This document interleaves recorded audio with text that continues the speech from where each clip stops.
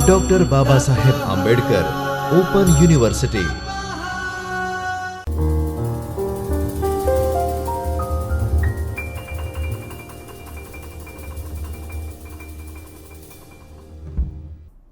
नमस्कार विद्यार्थी मित्रों, डॉक्टर बाबा साहब अम्बेडकर ओपन यूनिवर्सिटी के चैतन्य स्टूडियो से मैं doctor Archana Pandey, assistant professor teacher education, आप सबका स्वागत करती हूँ। विद्यार्थी मित्रों, हम पेपर कोड ES112 गणितनु अध्यापन के ब्लॉक 2 के यूनिट 7 पर चर्चा कर रहे हैं, जिसका भाग 1 हमने देख लिया है और जिसमें हमने देखा कि गणित शिक्षण के जो वर्तन क्षेत्र हैं वे किस प्रकार से होते हैं, और जब हम गणित शिक्षा की बात करते हैं तो किस प्रकार के उसके शैक्षिक उद्देश्य होते हैं और वे किस प्रकार से त्रिध्रुवीय प्रक्रिया पर निर्भर करते हैं। तो विद्यार्थी मित्रों, आज का जो हमारा व्याख्यान है, जो पार्ट 2 है यूनिट 7 का, उसमें हम देखेंगे कि किस प्रकार से जो सामान्य उद्देश्य होते हैं गणित शिक्षण के, उनका निर्धारण होता है और किस प्रकार से विशिष्ट जो उद्देश्य हैं वे किस प्रकार से सामान्य उद्देश्य से भिन्न होते हैं। और उसके बाद हम कुछ टीचिंग के जो एक्शन वर्ब्स हैं उनके बारे में चर्चा करेंगे कि किस प्रकार के एक्शन वर्ब्स का प्रयोग किया जाता है जब हम गणित शिक्षा की बात करते हैं। विभिन्न भागों में किस प्रकार के जो एक्शन वर्ब्स हैं उनको अप्लाई किया जाता है और उनकी पूर्ति किस प्रकार से की जाती है। तो अभी तक हमने यह भी देख लिया है कि जो अपेक्षित व्यवहार है, व्यवहार में किस प्रकार का परिवर्तन आता है, वो हमने पार्ट 1 में देख लिया था। हमने पार्ट 1 में ये भी बात की थी कि एंट्री बिहेवियर और उसके बाद टर्मिनल बिहेवियर, यानी शैक्षिक उद्देश्य का निर्धारण करते समय कुछ एंट्री बिहेवियर्स के बारे में हमने चर्चा की थी। और जब उन उद्देश्यों की जो प्रक्रिया पूरी हो जाती है तो उसके बाद जो विद्यार्थियों के व्यवहार में जो परिवर्तन आता है उसको किस प्रकार से टर्मिनल बिहेवियर के माध्यम से देखा जाता है और समझा जाता है। तो विद्यार्थी मित्रों, आज का ये जो हमारा व्याख्यान है वो हम प्रारंभ करते हैं। तो सबसे पहले यहाँ हम ये देख लेते हैं कि अगर हम बड़े तौर पर देखें, एक व्यापक तौर पे देखें, तो जो हमारी शैक्षिक प्रक्रिया है गणित की, तो उसके कुछ उद्देश्य किस प्रकार से होते हैं कि अगर हम बात करें यहाँ पर टर्मिनल बिहेवियर की, तो टर्मिनल बिहेवियर में यानी पाठ को सीखने के बाद जो छात्र का जो बिहेवियर होता है उनमें से कुछ बिंदु क्या क्या हो सकते हैं। अगर हम नंबर सिस्टम की बात कर रहे हैं, अगर हम सिर्फ एक स्पेसिफिक यूनिट को लेकर चलें जिसमें हम बात कर रहे हैं नंबर सिस्टम की, तो अगर नंबर सिस्टम के बारे में छात्रों को पढ़ाया गया है तो वे नंबर के माध्यम से किस प्रकार की थिंकिंग कर सकते हैं, न्यूमेरिकल थिंकिंग उनमें डेवलप देख सकते हैं। तो ये कुछ जो आपके स्क्रीन पर आपको दिख रहा होगा, तो उसमें कुछ प्रकार के ऐसे बिहेवियर हैं जो टर्मिनल बिहेवियर के नाम से कहे जा सकते हैं। उसमें वे फंडामेंटल कॉन्सेप्ट्स को समझ सकेंगे, रियल लाइफ एप्लीकेशन यानी संख्याओं के माध्यम से वे अपने दैनिक जीवन में किस प्रकार से उसको अप्लाई कर सकते हैं, किस प्रकार का उसमें एप्लीकेशन वे देख सकते हैं, उस पर भी चर्चा कर सकते हैं। उसके बाद अगर हम प्रॉब्लम सॉल्विंग एबिलिटी की बात करें, यानी अगर नंबर सिस्टम को समझ लिया है तो नंबर सिस्टम से संबंधित कुछ ऐसे प्रॉब्लम की 0.2 बड़ा है या 0.5 बड़ा है, -0.21 बड़ा है या -0.4 बड़े हैं, तो इस टाइप के जो कुछ हमारे प्रॉब्लम है वो उनको समझ सकते हैं और उनको नंबर लाइन पर दिखा करके वे बड़ी ही आसानी से इस चीज़ को भी बता सकते हैं कि उनका कौन सा नंबर, कौन सी संख्या बड़ी है या छोटी है। और मैथमेटिकल प्रोफिशिएंसी, यानी यहाँ पर अगर वे नंबरों को ठीक से समझा सकते हैं, तो अगर उनसे पूछा जाए कि अगर -1 से -2 के बीच में या -0.1 से -0.9 के बीच में कौन कौन सी ऐसी संख्याएं हैं जो बड़ी हैं या छोटी हैं, इस प्रकार से उनसे कुछ सवाल पूछे जा सकते हैं। तो ये कुछ रहे हमारे टर्मिनल बिहेवियर्स जिनके बारे में हमने चर्चा किया था। अब हम आज का ये जो है व्याख्यान, उसमें विशेष तौर पर हमें चर्चा करनी है गणित शिक्षण के सामान्य एवं विशिष्ट उद्देश्य पर। तो अब हम इस व्याख्यान को बढ़ाते हैं कि सामान्य उद्देश्य के बारे में पहले हम चर्चा करते हैं। किसी भी विषय को पढ़ाने के लिए उद्देश्य उस विषय को पढ़ाने के सामान्य उद्देश्य कहे जाते हैं।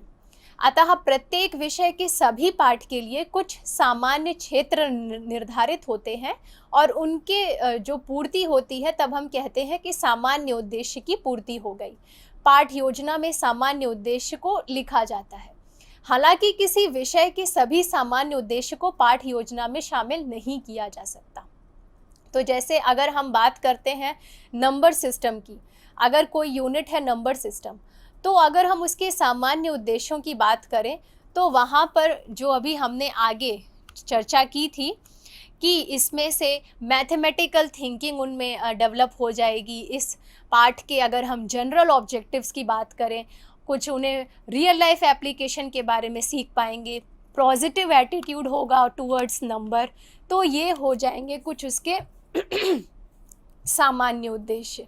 और ऐसे उद्देश्य विषय और मानक या कला को ध्यान में रखकर निर्धारित किए जाते हैं। ऐसे कई सामान्य उद्देश्य शिक्षा के उद्देश्य या लक्ष्य को दिशा देने का कार्य करते हैं।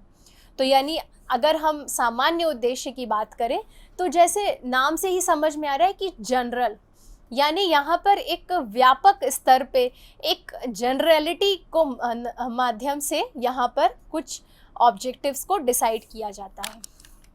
अब हम आगे यहाँ पर देख लेते हैं कि किस प्रकार के सामान्य उद्देश्य, अगर हम गणित विषय की बात कर रहे हैं तो सामान्य उद्देश्य में क्या हम देखते हैं। जैसे अगर हमने बात की, जैसे नंबर सिस्टम की हम बात कर रहे हैं, हम प्रोबेबिलिटी की बात कर रहे हैं, तो प्रोबेबिलिटी के माध्यम से किस प्रकार से वे इसे अपने प्रोफेशनल ग्रोथ में प्रयोग कर पाएंगे। Apply mathematics in real world context, real world का जो कॉन्टेक्स्ट है उसमें किस प्रकार से उसका प्रयोग कर सकते हैं।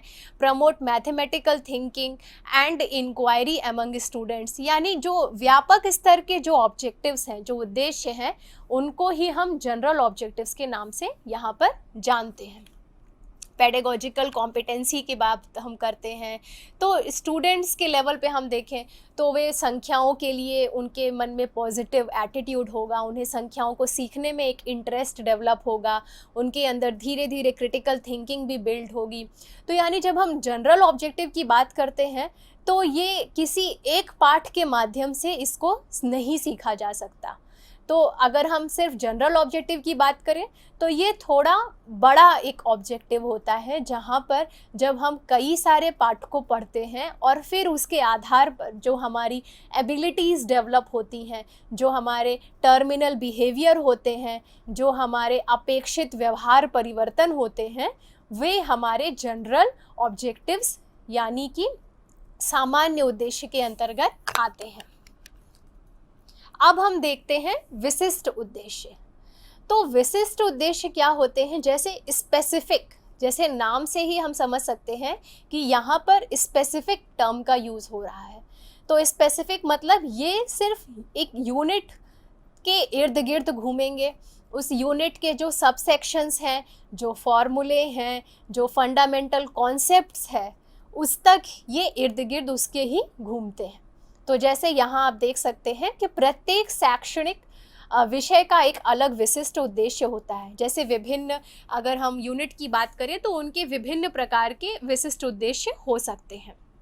विशिष्ट उद्देश्य कक्षा में विषय सीखना है, यह कम समय में तुरंत प्राप्त किया जा सकता है। तो जैसे यदि अगर हम संख्याओं की बात कर रहे थे तो एक विशिष्ट जो हमारा उद्देश्य है उसमें ये आ सकता है कि इस पाठ को पढ़ने के बाद विद्यार्थी संख्या नंबर लाइन पे नंबर को रिप्रेजेंट करना सीखेंगे। तो ये एक हमारा विशिष्ट उद्देश्य हो गया। इस पाठ के आधार पर विद्यार्थी यह बता सकेंगे कि जो संख्या की जो लाइन है, यानी जो नंबर लाइन है, उस पे कौन सी संख्या बड़ी है, कौन सी संख्या छोटी है। तो ये सारी चीज़ हमारे एक विशिष्ट उद्देश्य के अंतर्गत आती है।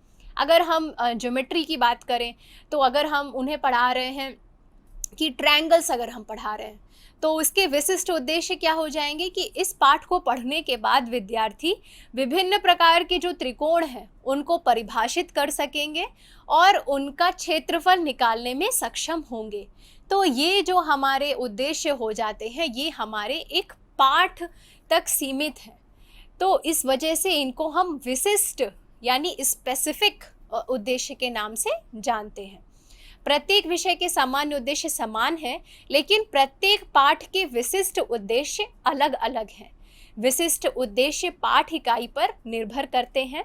गणित शिक्षा में ज्ञान, समझ, अनुप्रयोग, कौशल, रुचि, दृष्टिकोण, प्रशंसा आदि ये सब विशिष्ट उद्देश्य के अंतर्गत आते हैं। तो विद्यार्थी मित्रों, अब आप इसको सही ढंग से समझ सकते हैं कि विशिष्ट उद्देश्य और सामान्य उद्देश्य क्या होते हैं। तो अगर हम पाठ की बात करें तो अगर एक पाठ के जो विशिष्ट उद्देश्य हैं वे विभिन्न पाठ के अलग अलग होंगे, और जब उन विशिष्ट जो उद्देश्य हैं उनकी पूर्ति हो जाती है तब हम कह सकते हैं कि जो सामान्य उद्देश्य है वहाँ तक विद्यार्थी पहुँच चुका है, वो उस लेवल तक आ चुका है और उसके जो अपेक्षित व्यवहार परिवर्तन है वो उसके आधार पर हो गए हैं। पाठ विषय के शिक्षण कार्य के दौरान विशिष्ट उद्देश्य की प्राप्ति होती है तथा उस पाठ के अंत में पाठ के सभी विशिष्ट उद्देश्यों की प्राप्ति होती है, और धीरे धीरे जैसे ही सभी विशिष्ट उद्देश्यों की प्राप्ति हो जाती है तो व्यापक तौर पे हम कह सकते हैं कि सामान्य उद्देश्य की प्राप्ति हो गई। यानी अगर विद्यार्थियों के अंदर ज्ञान हो गया, उसकी समझ हो गई, वे उसका प्रयोग कर पा रहे हैं, अनुप्रयोग कर पा रहे हैं, वे स्किल उनमें डेवलप हो गई है, कौशल जिसे हम कह रहे हैं, और फिर उनके पास उसकी रुचि है, उसका एक दृष्टिकोण अगर डेवलप हो गया, तो मोटे तौर पे हम कह सकते हैं कि वो जो हमारे सामान्य उद्देश्य हैं उनकी पूर्ति हो जाती है। तो अब हम देख लेते हैं कि गणित शिक्षा के सामान्य एवं विशिष्ट उद्देश्य में जो अंतर है। तो ये जो स्लाइड है ये आप देख सकते हैं। तो यहाँ पर विभिन्न स्तर पर उसको लिखा गया है कि जो स्कोप है, जो टाइम फ्रेम है, यानी टाइम फ्रेम जो विशिष्ट ऑब्जेक्टिव है, यानी हम बात करते हैं स्पेसिफिक ऑब्जेक्टिव की, तो उसको अचीव करना इजी होता है। उसका स्कोप जो होता है वो थोड़ा नैरो होता है in comparison to general objective. उसका फोकस होता है स्पेसिफिक स्किल्स पर, उसका फोकस होता है। जैसे अगर हम त्रिकोण पाठ पढ़ा रहे हैं तो हमारा फोकस त्रिकोण से संबंधित उसके अंक, उसको किस प्रकार से उसका क्षेत्रफल निकालना है, किस प्रकार से उनको परिभाषित करना है, किस प्रकार से उनको ड्रॉ करना है, किस प्रकार से उससे संबंधित कुछ प्रश्नों को हल करना है। तो ये सारे हमारे उस पाठ के विशिष्ट उद्देश्य के अंतर्गत आ जाते हैं और उसको फिर इस माध्यम से समझा जा सकता है। अभी जैसे हमने बात की विशिष्ट उद्देश्य में हमने ज्ञान, समझ, कौशल, उपयोग, क्षमताएं, रुचि की बात की, तो उसके आधार पर ही हम कुछ एक्शन वर्ब्स को निर्धारित करते हैं। तो जैसे अगर इन सारे जो हमने बात की ज्ञान की, समझ की, कौशल, अनुप्रयोग, क्षमताएं, रुचि, तो जब ये सारे का जब हम कन्वर्ज करते हैं, जब इन सब का फोकस होता है, तब हम यह कह सकते हैं कि गणित शिक्षा के जो विशिष्ट उद्देश्य हैं उनकी पूर्ति हुई है। और जब इन सब का ही कन्वर्जेंस हो जाए, यानी तब हम कह सकते हैं धीरे धीरे कि विशिष्ट उद्देश्य की पूर्ति के बाद जो सामान्य उद्देश्य है वहाँ तक हम पहुँच गए हैं। तो अब हम देख लेते हैं एक्शन वर्ब्स। यानी अगर हम गणित विषय की बात करते हैं तो ज्ञान से संबंधित हम किस प्रकार का जो अपना लेसन प्लान है उसमें ज्ञान से संबंधित किस प्रकार के प्रश्नों को रख सकते हैं। तो यदि हम ज्ञान की बात करते हैं तो उसमें सूची बनाना, परिभाषित करना, वर्णन करना। जैसे अगर हम त्रिकोण की बात करें तो त्रिकोण से संबंधित कुछ अगर हमारे पास आंकड़े हैं तो उनकी सूची बना सकेंगे छात्र, त्रिकोण को परिभाषित कर सकेंगे, विभिन्न त्रिकोण का वर्णन कर सकेंगे। जहां हम बात करते हैं इक्विलेटरल, आइसोसेलेस की बात हम करते हैं, और हम स्केलिन ट्रायंगल्स की बात करते हैं तो वहाँ पर उसको वर्णन कर सकेंगे, उन्हें दिखा सकेंगे, यानी हाथ से बना करके उनको दिखा सकेंगे, या कहीं चित्र में वो बना हुआ है तब उसको परिभाषित कर सकेंगे कि हाँ यहाँ पर सारे ही त्रिकोण जो एंगल्स हैं वो 60 डिग्री हैं, तो इस वजह से ये हमारा इक्विलेटरल ट्रायंगल है, या विभिन्न प्रकार के और उदाहरण के माध्यम से देखा जा सकता है। नाम देना, वो अगर त्रिकोण कुछ दिए हुए हैं तो उनको नाम दे सकेंगे कि ये यहाँ पर सारे 60 डिग्री हैं तो ये ज़रूर इक्विलेटरल ट्रायंगल है। तो इस प्रकार से अगर हम ज्ञान को जांचना है तो हम इस प्रकार के प्रश्नों को पूछते हैं विद्यार्थियों से। उसके बाद समझ को अगर देखना है तो उन्हें सारांशित कर सकेंगे, कंपैरिजन कर सकेंगे, डिफरेंस बता सकेंगे और कुछ प्रेडिक्ट कर सकेंगे या एज्यूम कर सकेंगे, जैसे अनुमान लगा सकेंगे, चर्चा कर सकेंगे आदि, ये सारे उसके अंतर्गत आते हैं। अनुप्रयोग में हम देखते हैं गणना करना, कैलकुलेशन, फॉर्मुलेशन, कंप्लीट करना, पूरा करना, दिखाना, सॉल्व करना, संशोधित करना, ये सारे हमारे अनुप्रयोग से संबंधित कुछ क्रियाएं हैं, एक्शन के वर्ब्स हैं, वो हम देखते हैं। तो जैसे अगर हम किसी स्पेसिफिक यूनिट को पढ़ा रहे हैं, जहाँ हम प्रायिकता को पढ़ा रहे हैं या हम किसी ज्योमेट्री का पोर्शन पढ़ा रहे हैं, तो वहाँ पर वे उससे संबंधित कुछ नियम हैं उनको लागू कर सकेंगे, कुछ विभिन्न प्रकार की कैलकुलेशन को कर सकेंगे, कुछ अगर इनकम्प्लीट कुछ प्रॉब्लम दिया हुआ है या कुछ उसका सॉल्यूशन नहीं दिया है, उसको सॉल्व करना है तो वे कर सकेंगे। तो यहाँ पर धीरे धीरे जो लेवल है वो बढ़ता है। ज्ञान लेवल जो है तो वहाँ पर सूची बनाना, परिभाषित करने तक सीमित है। समझ में हम उसे तुलना करना, अंतर करना तक लेकर के आते हैं। फिर जैसे अनुप्रयोग में बात करते हैं तो वहाँ पर खुद से उसको हल करना, उसको संशोधित करना, उसकी गणना करना, ये सारे जो हम बात करते हैं सेक्शन की, वो अनुप्रयोग के अंतर्गत आ जाते हैं। उसके बाद विश्लेषण करना, तो विश्लेषण करने क्यों ये स्तर थोड़ा और बढ़ जाता है। तो यहाँ पे जो प्रश्न होते हैं वे थोड़े और हायर लेवल के होते हैं। तो यहाँ पर अलग करना, यानी अगर हम संख्याओं की बात करें तो अगर कई प्रकार की विभिन्न संख्याएं दी हुई हैं और उनसे पूछा जाए कि इनमें से कौन कौन सी इंटीजर्स है, कौन कौन सी रैशनल नंबर्स है, अगर हम इस प्रकार के प्रश्न उनसे पूछते हैं तब हम यहाँ पर विश्लेषण लेवल तक हम पहुँच रहे हैं। वर्गीकृत करना, उनको कैटेगराइज करना, यहाँ पर उन्हें फिर समझाना। अब हम छात्रों से ही बोले कि आप समझाइए कि आपने क्या सीखा। तो इस प्रकार के प्रश्न या अगर हमारे इस प्रकार का अगर हमने विशिष्ट उद्देश्य हमने निर्धारित कर रखा है अपनी कक्षा में, तब हम इस प्रकार से विशिष्ट उद्देश्यों की पूर्ति देख सकते हैं अपने कक्षा में। अब फिर उसके बाद संश्लेषण में एकीकृत करना, डिज़ाइन करना, जैसे अगर हम ट्रायंगल की बात करें तो ट्रायंगल को डिज़ाइन करना, या फिर अगर हम बात करते हैं कि प्रोबेबिलिटी में इस तरीके से किसी डाइस को डिज़ाइन करो कि जहाँ पर जो नंबर्स हैं वे आपस में मिले जुले या कलर्ड फॉर्म में दिखें। तो इस प्रकार के कुछ हमारे विशिष्ट उद्देश्य हम देख सकते हैं। उसके बाद लास्ट पे क्या आता है, मूल्यांकन में हम परीक्षण कर सकेंगे, समझा सकेंगे, कुछ समर्थन या कुछ ऐसे जो स्टेटमेंट्स अगर हमें कुछ दिए जा रहे हैं तो हम स्टेटमेंट्स को ट्रू फॉल्स बता सकेंगे विद द रीजनिंग। तो ये सारे हमारे कुछ एक्शन वर्ब्स होते हैं जो उसके अंतर्गत हम देखते हैं।